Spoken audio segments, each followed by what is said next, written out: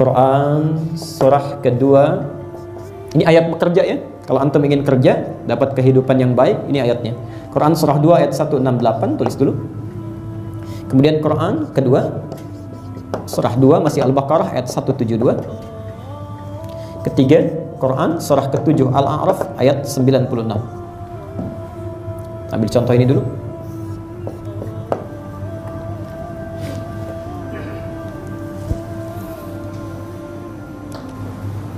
Ada ayatnya? Sudah?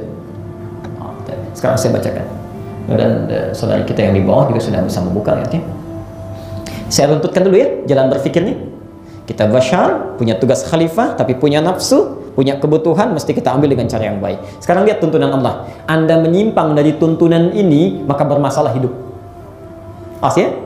Saya ingin ingatkan dulu petunjuk Qurannya. Ketika Allah menyebutkan ini saya turunkan di bulan Ramadan, Quran isinya membimbing manusia supaya hidupnya nyaman, nafsunya terarah. Ya. Makanya ditutup oleh Quran. Perhatikan kalimatnya, masih di Al-Baqarah 185. Perhatikan kalimatnya. Yuridullahu bikumul yusra wa la yuridu bikumul usra. Dengan tuntunan ini Allah menginginkan hidup kalian, kata Allah, itu mudah, yusra, dan tidak menghendaki hidup kita susah. Jadi kalau ada orang yang hidupnya susah, yang salah bukan Allah yang menciptakan kita, yang salah kita sendiri. Yang salah kita. Mungkin hidup kita tidak mempelajari aturan. Kalau antum, maaf, bekerjanya susah, cari makannya sulit, mendapatkan susah, terhambat, orang lain lancar, kita susah. Barangkali, mohon maaf, yang bikin susah itu bukan Allah, kita sendiri yang tidak ikut aturan. Kita ikutin nafsu kita, tidak diarahkan pada tuntunan Allah. Sekarang kita tanyakan, ya Allah, kami ingin ikut sesuai tuntunan. Bagaimana cara cari makan yang terbaik? Turunlah pertama aturan universal, umum untuk manusia semua. Ya. Quran surah Al-Baqarah ayat 168. Ya ayyuhan nas, kulu mimma fil ardi halalan thayyiban. Ada ayatnya? Sekarang perhatikan dengan teliti ya. Ya ayyuhan nas, hei manusia. Kalau manusia itu orang Islam saja atau non-muslim juga? Semua, universal. Hei manusia, saya tuliskan.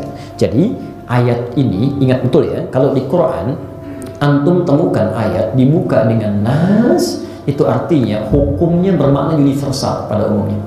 Berlaku baik bagi orang Islam ataupun non-muslim. Ya. Jadi kalau orang Islam mengerjakan ini, non-muslim mengerjakan ini akan dapat faedahnya. Ya. Tapi kalau melanggar ini, sekalipun agamanya Islam, melanggar ketentuan ini, maka akan diluruskan oleh Allah. Bahasanya diluruskan. Ya. Kita menghindari bahasa hukuman, karena Allah itu sebetulnya rahmatnya lebih luas dibandingkan dengan hukumannya. Ya. Makanya sebelum ke akhirat, akhirat tuh bagian hukuman, dunia itu pelurusan. Ya. Makanya kalau antum diarahkan oleh Allah, itu sedang diluruskan, menjauh dari maksiat, mendekat kepada kebaikan. Itu diluruskan. Di akhirat, kalau nggak mau lurus juga, di akhirat baru dihukum. Ya. Jelas ke sini? Sekarang lihat. Saya tuliskan, saya mohon izin saya hapus ini ya. Ini alur bahasan kita tadi ya. Mudah-mudahan lebih mudah dipahami. Bismillah. Sekarang mari kita bandingkan. Bismillah. Ya ayyuhan nas. Nas, saya tulis nas saja. Ya ayyuhan nas, kulu mimma fil ardi halalan thayyiban. Ya, halalan, satu halal, kedua thayyiban. Thayyiban. Perhatikan hukumnya. Ya ayyuhan nas, saya manusia, berarti hukum berlaku umum. Yang namanya manusia pasti harus mengikuti ini.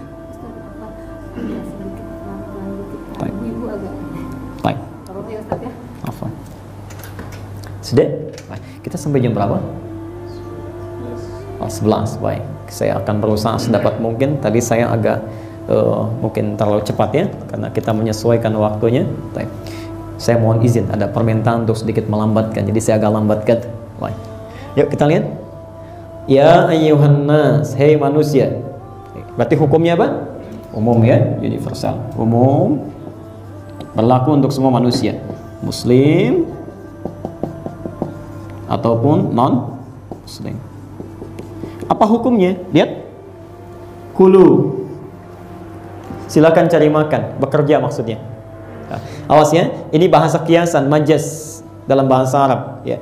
Cari makanlah. Kan antum kalau ditanya, "Pak, mau kemana?" Mencari sesuap nasi, gitu kan jawabannya. Padahal yang dicari nggak sesuap ya. Ada yang sepiring, 2 piring untuk besok ya. Itu bahasa Arabnya kulu. Ya. Silakan cari makan, cari kerja. Kerja. Jadi hukumnya siapapun dia manusia, kalau ingin memenuhi kebutuhan nafsunya, ingin makan, ingin minum, maka harus ada ikhtiar, mesti kerja dia, bergerak. Ya. Tidak kerja nggak akan dapat. Walaupun orang Islam namanya, misalnya orang yang Muslim, orang Islam nggak kerja nggak akan dapat. Ya. Mohon maaf, antum jangan pernah mengeluh, ya Allah, saya sholat, saya puasa, kenapa saya nggak kaya-kaya? Padahal itu orang nggak sholat, nggak puasa bisa kaya. Ayatnya nggak berkata kalau untuk kaya itu mesti sholat, tidak, mesti kerja. Antum sholat tapi nggak mau kerja, ya, nggak akan dapat. Ya. Karena syarat kaya itu bukan sholat, syarat kaya kerja. Kalau ingin ada keberkahan dalam pekerjaan kita, sholat. Jadi untuk membedakan antara berkah dengan mendapatkan materi, nah itu berbeda. Ibadah mendatangkan keberkahan, berikhtiar mendatangkan hasil dari pekerjaan. Jelas di sini? Ya, hati-hati nih. Mesti ada ini, mesti. Ya. Karena waktu kami di Mesir tahun 2006 itu ada 2 mahasiswa yang berdebat. Dia mengatakan yang satu kita nggak usah kerja karena rezeki sudah diatur oleh Allah, pasti dikasih. Ya. Dia berdalil, pintar itu, di Quran surah 51 Adz-Dzariyat ayat ke-22. Kata orang ini, kan Allah sudah berjanji di Quran, wa fis samaa'i rizqukum wa ma tu'adun. Di langit rizkimu sudah ditetapkan, diatur, ya, pasti dijanjikan dikasih. Kan kata Allah pasti dikasih, ngapain kerja? Kata teman yang satu, ayat ini diikat dengan ketentuan lain, kan dibahas di Al-Baqarah 168, kulu mesti kerja. Kata dia, tidak, saya akan buktikan. Ini nyata Pak, ya, ibu sekalian. Orang ini datang ke masjid, sembunyi di belakang mihrab. Biasanya kalau di Timur Tengah seperti ada ruangan ini, masuk dia, sembunyi di bawah meja. Qadar Allah di masjid itu ada muhsinin, orang-orang donatur, suka ngasih makanan bagi yang i'tikaf. Hari pertama dikasih, Masya Allah, orang ini nggak dapat karena sembunyi. Hari kedua dikasih, dia nggak dapat. Allah, hari ketiga sudah diberikan, orang ini sudah mulai lapar. Orang yang ngasih qadar Allah, yang i'tikaf nggak terlalu banyak. Kata orangnya, hal bin akhir, ada yang lagi nggak? Yang lain lagi tidak? Ya, Masya Allah. Kata DKM, mafish, ya ada katanya. Taib, antakillah jami akhir. Saya pindah ke masjid lain. Begitu mendengar mau pindah, dia sudah merasa lapar, 3 hari nggak makan, mulai kasih kode. DKM kaget, ada siapa itu? Allah ketika dibuka, dilihat, singkatnya kelihatan orang sudah kurus, kelaparan, 3 hari nggak makan, lalu dimintakanlah bagian nasi itu 2 box langsung dikasih. Saat dikasih itulah teman yang pertama tadi, 2 hari sebelumnya, dia langsung menghampiri, datang mengatakan, kan saya sudah sampaikan, rizki itu mesti dicari, walaupun dengan ya antum kalau nggak bergerak nggak akan dapat. Kami tadi di jalan dari Bekasi, mau sampai ke Sukomo sini, Allah, orang jual peruit aja, prit, rizki datang. Ya, Masya Allah. Ada orang mengatakan, di mana ada usaha, di situ ada jalan. Tukang parkir lebih hebat, di mana ada jalan, di situ ada usaha. Modalnya cuma peluit, prit, datang. Ya antum kalau cuma berdoa, tapi tidak pernah ikhtiar, susah datangnya. Pasti kita jemput. Jelas di sini? Jadi itu kita bisa menjawab. Kalau ada yang bertanya, kenapa orang nggak sholat bisa kaya, saya yang sholat nggak kaya-kaya bisa. Masalahnya di mana? Ikhtiar, kerja. Nah, aturan bekerja ini, kalau nafsu kita ingin diarahkan, bedanya, perhatikan, manusia dengan hewan, maka diikat ketentuan. Kalau nafsu ingin baik, mendapatkan yang terbaik, maka carilah halal. Aturan pertama, mesti legal, jangan sampai cari yang haram, atau mencari dengan cara yang haram, itu keliru. Hati-hati, kalau antum ingin arahkan nafsu kepada yang baik, maka cara pekerjaannya, satu, lakukan dengan halal, yang mendapatkan mesti halal. Ketika anda berusaha mencari yang haram, maka Allah akan meluruskan itu. Nafsu diberi makan dengan yang haram, maka akan jadi buruk perangkatnya. Hati-hati, hati-hati betul. Misal, mohon maaf ya, mohon maaf sebesar-besarnya, antum ambil makanan ini, misal saja, qadar Allah ini haram, bisa dimakan. Kalau sudah masuk ke dalam perut, menjadi darah, menyebar misalnya, masuk ke mata, maka mata ini punya 2 pandangan. Mata fisik disebut dengan basar, Quran surah 17 ayat 36, inna sam'a wal basar. Basar itu pandangan fisik. Ya. Ini mikrofon, ini spidol, ini kue, ini handphone. Ini basar namanya, basarun. Tapi ada mata hati yang memberikan nilai, membedakan yang baik dengan yang buruk, disebut dengan basirah. Basirah, Quran surah 75 ayat 14 itu. Balil insanu ala nafsihi basirah. Jadi mata kita lihat ini handphone, mata hati kita mengatakan ini handphone saya, itu handphone Anda. Di bawah ada sendal, ini sendal saya, itu sendal orang lain. Itu basirah namanya. Yang haram masuk ke dalam darah kita, ke dalam perut, menyebar lewat darah, itu akan menutup basirah. Karena itu tidak sedikit orang kebanyakan makan yang haram, maaf, basarnya berfungsi secara normal, tapi basirahnya tertutup, rabun. Ya. Padahal baru sholat, begitu keluar masjid, dia bingung.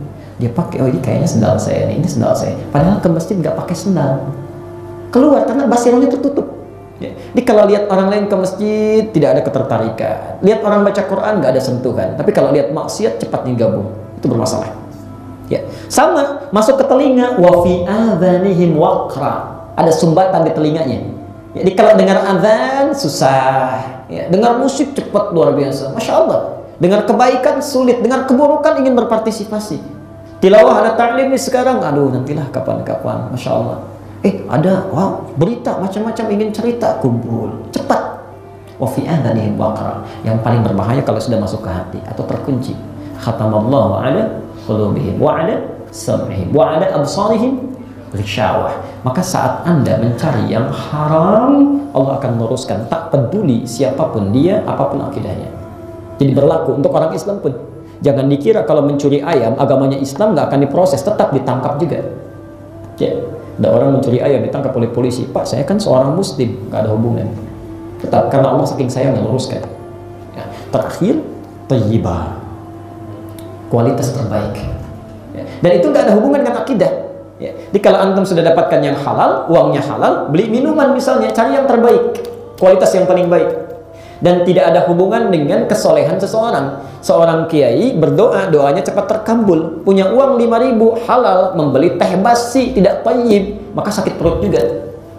Hati-hati ya. Baik, ini hukum yang pertama. Jadi kalau antum ingin menjaga nafsu, maka silahkan cari pemenuhannya. Carilah satu halal, kedua thayyib. Nah, sekarang kita menuntut pada Allah. Kita percepat sebentar. Mohon izin ibu. Ya Allah, kami kan sholat, kami puasa, kami baca Quran. Masa sih cara mendapatkan rezekinya mesti sama dengan yang nggak sholat, nggak baca Quran, nggak puasa? Ya. Kalau cuma halal dan thayyib saja boleh, ya. Tapi bisa nggak kalau rezeki kami itu dibedakan cara mendapatkannya, mungkin lebih cepat?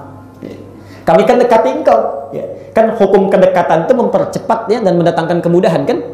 Saya akrab dengan seorang pejabat misalnya atau pimpinan di perusahaan. Ketika saya dekat, bukankah mudah minta masukan, minta diarahkan? Mempermudah cara kerja kita. Ya Allah, saya sholat lebih dekat dengan engkau. Non muslim nggak pernah sholat, jauh dari engkau.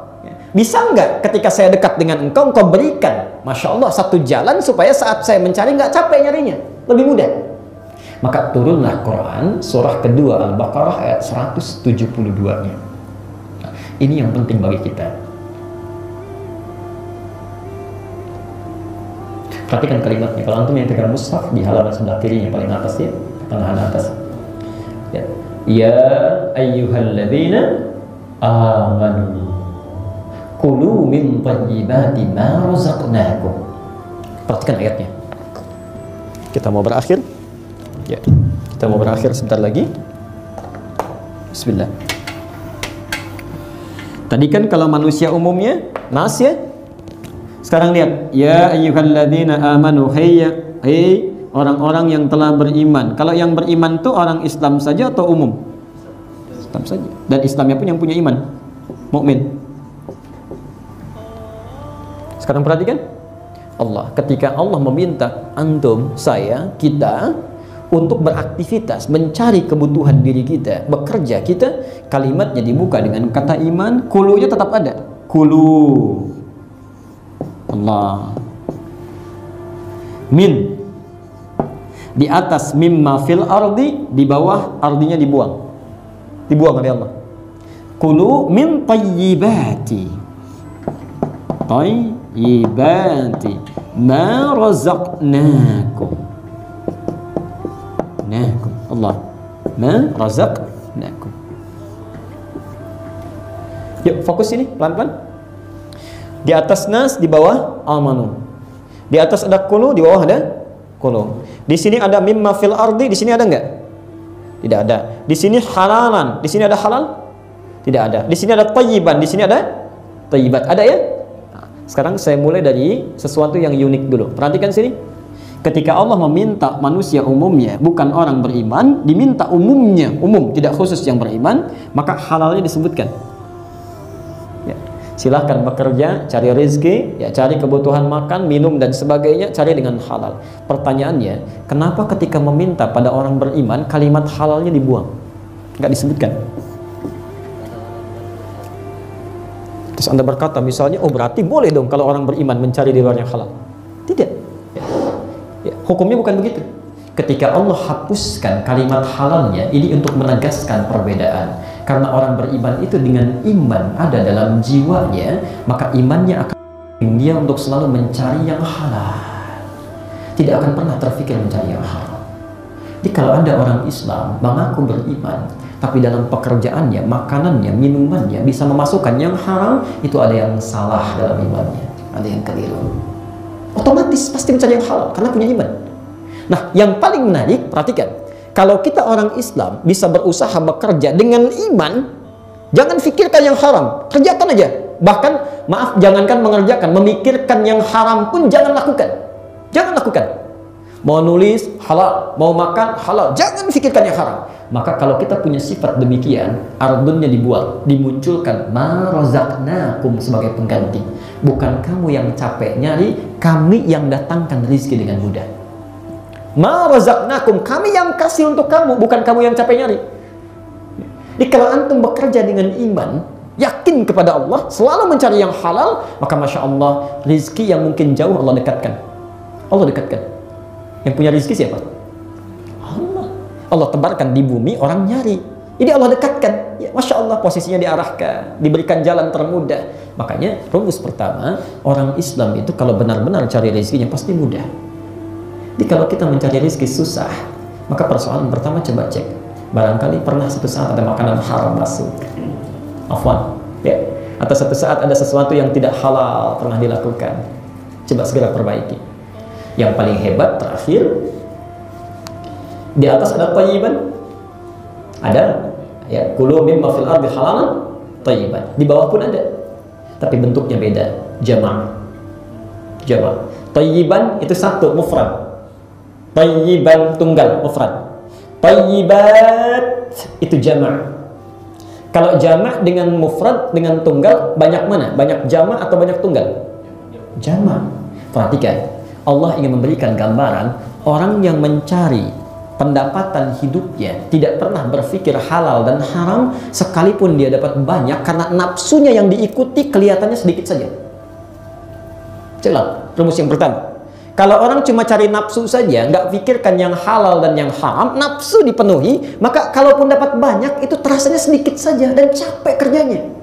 Karena thayyiban, satu tunggal. Ya. 1 miliar banyak nggak? Banyak, tapi orang ini sedikit aja. Udah dapat 1 miliar pun, belum nih. Di depan masih ada peluang. Masya Allah, tiap hari kerja, 24 jam kerja, ke rumah kerja lagi. Allah, kapan istirahatnya tidak ditemukan. Tapi nggak pernah puas dengan yang didapatkan.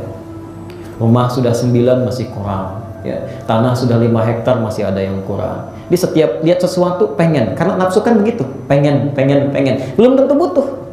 Ya. Saya pernah ceritakan, kami pernah mengasuh pesantren di Lebak Bulus, Masya Allah. Itu tukang kebunnya kerja di salah satu tempat di Pondok Indah. Kalau pulang ceritanya luar biasa. Tuh, Masya Allah katanya, saya kerja, saya lihat, yang pakai kolam renangnya satpamnya, ya kan? Terus yang pakai kasurnya yang bantunya, yang punya rumahnya nggak ada, cuma pengen beli aja. Pengen yang nempati orang lain. Itu berkah luar biasa, itu buat yang bantu-bantu, buat yang jaga. Masya Allah, tinggal di situ, renang di situ, gak kemana-mana. Dia orang punya nafsu begitu, gak pernah selesai. Hati-hati, kalau antum misalnya kerja tiap waktu tapi cepat habis dan banyak pengennya, walaupun belum tentu butuh, itu nafsu itu. Nafsu. Jadi sifat nafsu itu selalu ingin didapatkan, ingin. Antum keluar dari sini belum sempat makan ini misalnya kan, nah, begitu turun ke bawah kepikiran sampai ke bawah mimpi, itu nafsu. Itu nafsu. Ya. Kalau bukan nafsu tidak, yang penting butuh pakaian, nggak harus mewah-mewah, beli sudah cukup, selesai. Butuh handphone, butuh. Nafsu tidak, mesti yang begini, speknya begini, dicarinya susah. Allah. Tapi yang bawah, perhatikan, walaupun dapatnya cuma sedikit, tapi berkahnya dibuka oleh Allah. Thayyibat, banyak fungsinya. Dapatnya sedikit, Masya Allah, cuma 50.000, tapi awet gitu. Banyak fungsinya, kepake. Kenapa? Karena nafsunya ditekan oleh Allah. Begitu ada kebutuhan, beli. Butuh makan, yang penting menghilangkan lapar. Nggak pilih-pilih, sudah makan. Ya. Yang penting halal, baik, hilang lapar. Begitu Allah kirimkan lagi yang lain, Masya Allah, sebagai tambahan nikmat, dia syukuri. Ada orang punya 5 juta, habis dalam 3 hari. Tapi orang punya 50.000 atau 500.000 misalnya, dalam 30 hari masih tersisa. Karena keberkahan diberikan. Bahkan ada yang awet tuh, 500.000 sebulan nggak kepake-pake. Mau makan temannya traktir, pengen buah tetangganya kirim, Masya Allah nggak kepake itu. Di antum pilih mana? 5 juta tidak berkah atau 500.000 berkah? Nggak ada pilihan yang ketiga. Saya percepat aja. 5 juta tidak berkah atau 500.000 berkah, pilih mana? 500.000 berkah katanya. Masya Allah ya. Tapi Allah berikan yang ketiga. Kalau bisa 5 juta berkah, kenapa pilih 500.000? Atau hati-hati, jangan-jangan dapatnya 500.000 nggak berkah lagi. Nah, sebagai penutupnya ada yang lebih hebat. Ada yang lebih hebat. Kalau yang kedua, rezeki didekatkan, kita masih bergerak. Yang ketiga itu Allah, sebelum meminta, Allah sudah berikan. Dan ini penutupnya. Sebelum meminta, Allah sudah berikan. Oke. Satu, kerja nggak pakai iman, rezeki dicari. Kedua, kerja pakai iman, rezeki didekatkan. Yang ketiga, sebelum minta, rezeki diberikan. Quran surah ke-7 Al-A'raf ayat 96. Kita akhiri langsung. Perhatikan kalimatnya. Walau anna ahlal qura amanu. Tapi bukan cuma amanu saja. Kalau amanu saja selesai di Al-Baqarah 172. Wattaqau. Please takwa. Jangankan satu orang, dua orang, setebet ahlal qura, semuanya amanu, semua mencari rezeki dengan iman kepada Allah, tapi plus takwa, dia tingkatkan takwanya. Wattaqau Allah. Ya. Begitu sholat tidak dia tinggalkan, jamaah dia kerjakan, sholat sunnah dia dawamkan, tahajud dia kerjakan. Orang cuma makan dia puasa, Masya Allah. Orang baca Quran dia baca Quran, dia tingkatkan, tambah takwa. Rumusnya, la fatahna alaihim barakatin minas samai wal ardh. Samai wal ardh. Maka pasti kami akan bukakan seluruh pintu-pintu keberkahan rezeki. Kalau yang nomor 1, nomor 2 cuma di bumi saja. Tapi nomor 3, minas sana, keran langit, wal ardh, keran bumi dibuka. Sebelum minta, Allah sudah berikan. Sebelum minta, Allah sudah berikan. Ada orang seperti itu, Pak Ibu sekalian. Ya. Jadi cek deh antum level Nabi aja, level Nabi ya. Saya singkat, Nabi Musa. Kenal Nabi Musa? Kenal di mana? Dengar ya, kenal lihat. Nabi Musa, ayo bandingkan dengan Nabi Muhammad SAW. Nabi Musa mau berangkat ke Fir'aun, ingin dakwah, tapi khawatir karena Fir'aun itu punya sikap kalau jengkel, itu kalau jengkel sedikit aja kesal, itu langsung minta eksekusi. Bisa lihat antum, rambutnya nggak bagus nih, pisahin aja langsung kepalanya. Bukan potong rambutnya, langsung hilangin sama kepalanya, begitu. Itu Fir'aun itu. Makanya ketika Musa mau mendakwah kepada Fir'aun, memohon kepada Allah untuk diberi kelapangan hati, kemudahan urusan, berdoa beliau di surat Thaha itu, Rabbi shrahli sadri wa yassirli. Musa berdoa langsung dikabulkan. Perhatikan, Nabi Muhammad SAW tidak meminta, langsung diberikan. Nabi Musa minta, diberi. Nabi Muhammad tidak minta, langsung diberi. Musa minta, Rabbi shrahli sadri, ya Allah, mohon lapangkan jiwaku supaya mudah menerima segala hal yang tidak disukai Fir'aun. Nabi Muhammad gak minta, turun ayat, alam nashrah laka sadrak. Bukankah sebelum kau minta sudah kami lapangkan jiwamu? Ya. Musa dilempar oleh kata-kata, pengen luas hati. Nabi dilempar batu di Taif. Dari Makkah ke Taif Masya Allah dilempar, dibenteng oleh Zaid bin Harithah sampai berdarah-darah beliau. Allah, saking lapangnya hatinya saat sedang bernaung dalam satu naungan pohon, Jibril turun. Jibril turun, tidak kuasa berkata pada Rasulullah, ya Rasulullah, mohonkan pada Allah, angkat tangan mohonkan pada Allah supaya saya diperkenankan mengangkat bumi Taif, saya himpit mereka semua itu yang telah melukai engkau. Apa kata Nabi? Perhatikan saking lapangnya, alam nashrah laka sadrak, la ya Jibril, fa innahum qaumun la ya'lamun. Tolong jangan lakukan. Mereka itu mengerjakan itu karena belum tahu saja. Tolong jangan. Rasulullah. Ya, alam nashrah laka sadrak. Wa yassir li amri, Musa minta dikasih. Nabi Muhammad SAW tidak minta turun ayat wa nuyassiruka lil yusra. Kami akan mudahkan jalanmu semudah-mudahnya. Muhammad SAW. Kenapa bisa begitu? Itu rahasianya ada pada pernyataan Nabi Isa yang direkam di Quran. Nabi Isa kalau menyebut nama Rasulullah bukan dengan Muhammad. Muhammad terulang 4 kali di Quran. Nabi Isa menyebut dengan nama Ahmad, nama sifatnya. Quran surah 61 As-Saff ayat yang ke-6. Min ba'dismuhu Ahmad. Kenapa Ahmad? Karena Ahmad itu asalnya dari kata Hamid. Hamid itu yang senang ibadah, hubungan dengan Allah. Tapi satu sifat aja. Misal rajin tahajud, tapi puasa belum. Itu Hamid. Tapi kalau tahajudnya rajin, puasanya rajin, segalanya rajin, itu berubah dari Hamid menjadi Ahmad. Seakan-akan kata Nabi Isa alaihissalam, Rasul terakhir setelah saya ini punya keunggulan dibanding nabi-nabi lain. Ibadahnya luar biasa. Cek Al-Bukhari nomor hadis 2013, hadis Muslim nomor hadis 765. Ini Nabi Rasul dijamin masuk surga, bebas dari kesalahan. Surganya sangat jelas tingkat tinggi, tidak ada hisabnya. Allah masih mau menunaikan sholat tahajud yang sunnah sifatnya sampai kakinya bengkak-bengkak. Itu pun rakaat pertama bengkaknya itu, karena rakaat pertamanya sudah membaca sampai 5 juz 4 halaman. Al-Nisa 176. Nabi Rasul dijamin masuk surga, bebas dari kesalahan, surga tingkat tinggi, masih mau tahajud sampai bengkak kakinya, baca 5 juz 4 halaman rakaat pertama. Kita bukan Nabi, bukan Rasul. Sampai siang ini surga belum jelas. Amalan masih berantakan, hisab masih menegangkan. Cita-cita masuk surga Firdaus bersama Nabi tingkat tinggi. Jangankan yang sunnah, kadang-kadang yang fardu masih difikirkan. Itu makanya disebut Ahmad. Karena itu bagian dari takwa. Makanya ciri orang takwa kan sholat pertama kali. Al-Baqarah ayat 2 dan 3. Dzalikal kitabu la raiba fihi hudan lil alladzina yu'minuna bil ghaibi wa shalah. Makanya kalau antum ingin diberi, sebelum meminta, tingkatkan takwa. Ya, ikhlas sekalian. Yang kemarin belum sholat berjamaah, sekarang jawab. Kemarin baru fardu tambah sunnah. Ya, Masya Allah. Kemarin belum puasa, cuma puasa. Kemarin belum baca Quran, sekarang baca Quran. Saya berani menyampaikan, demi Allah saya katakan, saya coba tunggangi betul ini dan kenikmatan itu luar biasa sampai kita bingung bagaimana cara bersyukur. Fabi ayyi ala'i rabbikum tukadziban. Demi Allah saya katakan, saya dari ujung kepala sampai ujung kaki tidak pernah beli dalam hidup. Mau beli pun susah kadang-kadang. Demi Allah saya katakan, ini peci sama kasih, ini kacamata juga Allah yang kasih. Kan beli, ini jubah dikasih, makanya saya pakai sebagai syukur. Ya, ini jam dikasih, terus itu, Masya Allah. Demi Allah sampai kendaraan itu saya nggak beli, nggak tahu saya, Allah ada. Saya cuma yakin dengan Allah saya kerjakan, saya amalkan itu, kemudian kita melangkah dengan yakin karena Allah memberikan.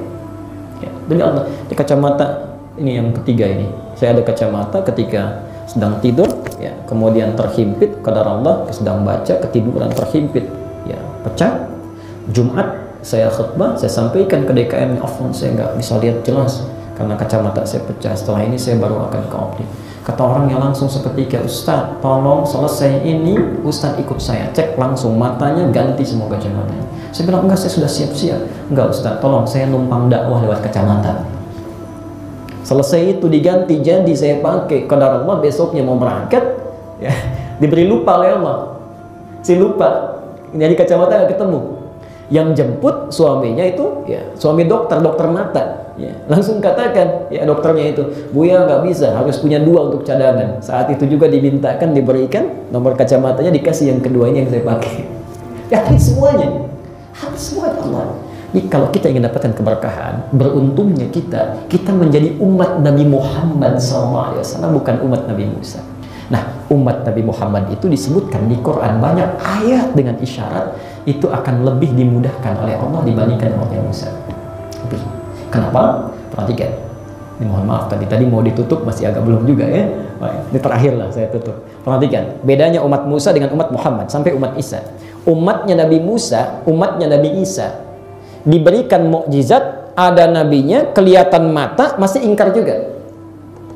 Umat Nabi Musa, Allah kurang apa lagi? Dibebaskan dari Fir'aun. Musa dikasih tongkat, dipukulkan ke laut, terbelah dua, dipukulkan ke batu, memancar 12 mata air. Sudah lewat dari lautan itu, ya, lepas dari situ Laut Merah, ya, Fir'aunnya ditenggelamkan di hadapan mata mereka, langsung itu, langsung. Tapi setelah itu terjadi, nggak iman juga pada Musa, belum yakin, ya, sampai mengatakan, lan nu'mina laka hatta narallaha jahrah. Musa, kami nggak akan pernah percaya dengan engkau sampai langsung lihat Allahnya tanpa perantara kamu. Al-Baqarah 55. Nggak yakin juga. Nabi Isa kurang apa lagi? Masya Allah, Isa menghidupkan orang mati dengan izin Allah, membentuk burung, ya, dengan tangannya dengan izin Allah, langsung, ya, Masya Allah. Bahkan mengusap orang berpenyakit, makanya disebut masih itu mengurap, mengusap, ya. Kalau antum hidup di zaman Nabi Isa, sakit gigi diusap saja begini, tak sembuh, ya. Kena kusta diusap sembuh, itu Isa dengan izin Allah, biizni bahasa Qurannya Allah. Dengan semua itu juga belum yakin juga umatnya, dikejar-kejar Isa mau dibunuh, masih dikejar juga. Umat Nabi Muhammad SAW tidak perlu ada mukjizat, langsung nampak, nggak lihat nabinya aja langsung beriman. Umat Musa, umat Isa lihat nabi ada mukjizat nggak beriman. Umat Nabi Muhammad SAW cukup dikasih Quran, nggak lihat nabinya beriman.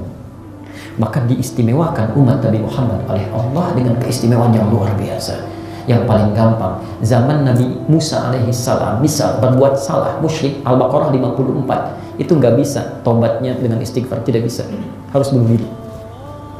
Wa idh qala Musa liqaumihi ya qaumi innakum zalamtum anfusakum bittikhadikumul ijla fatubu ila bariikum faqtulu anfusakum. Bunuh diri dulu baru diampuni.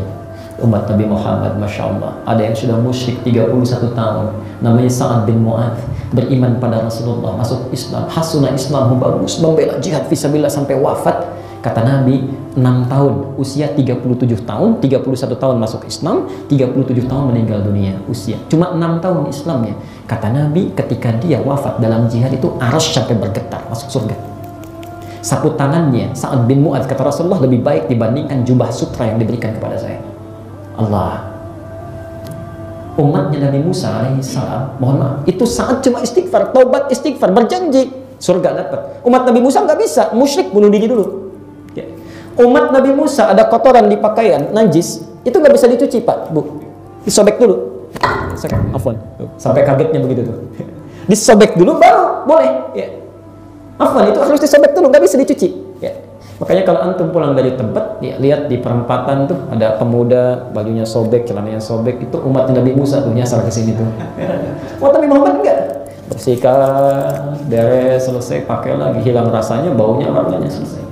Ya, bertakwalah kepada Allah. Kita cukupkan dulu kajian kita di sini untuk pembahasan basyar. Kita baru ngambil basyar itu. Ya, itu pun basyar belum dibahas teorinya. Kalau mau cari pasangan, gimana petunjuknya, gitu kan? Boleh mencari laki-laki dengan perempuan, Al-Hujurat ayat 49. Kalau mau ta'aruf di situ ayatnya, nggak ketemu di RT bisa pindah RW, nggak ketemu di RW bisa pindah kecamatan, ada. Kalau sudah tertarik melamarnya bagaimana? An-Nisa ayat yang keempat. Bagaimana resepsi pernikahannya, cara nikahnya, Ar-Rum ayat ke-21, belum kita bahas. Kalau sudah menikah jadi suami, bagaimana jadi suami yang baik, An-Nisa 19. Jadi istri yang baik, An-Nisa 34, ya. Kalau kemudian mulai mengandung, Masya Allah, ingin punya anak soleh, diatur di Al-A'raf 189, ya. Saat melahirkan, anaknya usia 0 sampai 2 tahun, bagaimana supaya sehat, ASI-nya bagus, Al-Baqarah 233. Dari 2 tahun sampai dengan balik, bagaimana supaya jadi anak soleh, dekat dengan Allah, ya, taat pada orang tuanya, lingkungannya bagus, Luqman, Quran surah 31, ayat 13 sampai 19, sampai tumbuh dewasa lagi, sampai punya anak, punya orang tua lagi, berbaktinya bagaimana, Al-Ahqaf surah ke-46 ayat 15, ada semua.